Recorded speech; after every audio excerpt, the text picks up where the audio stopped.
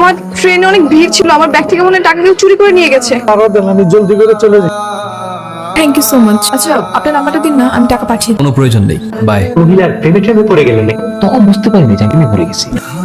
কি আপনি এখানে? আমি হোটেলের রিসেপশনিস্ট। আপনি একজনের সাথে মিট করতে আসছি। কার সাথে মিট করতে এসেছেন? আমার ফ্রেন্ডস। আপনার নাম রমেশ? 502। আপনি চাইলে ম্যাডাম আমার নাম্বারটা রাখতে পারেন। কোনো প্রবলেম নেই, আপনি আমাকে কল করুন। আপনাকে সকালে একটা মেয়ের কথা বলেছিলাম না? জি স্যার। সেই মেয়েটা তার ফিয়ান্সির সাথে দেখা করতে আসছে। আজ বাদে কাল তোমার সাথে আমার বিয়ে না? আপনি কি বসুন, যখন তখন তো চাকরি না, খাঁচাকে নরকে দিন। Just wait and see. কালকে দেখা করতে পারবেন? ঠিক আছে। আপনার অফিস নেই? চাকরিটা চলে গেছে। আমি বুঝতে পারিনি আমার জন্য আপনার জব চলে যাবে। সো ফ্রেন্ডস, আপনি সাহস করে একটা প্রপোজটা করে দিন, কালকে বলে দেখি। বাই দ্য ওয়ে, এই নাও আমার বিয়ের কার্ড।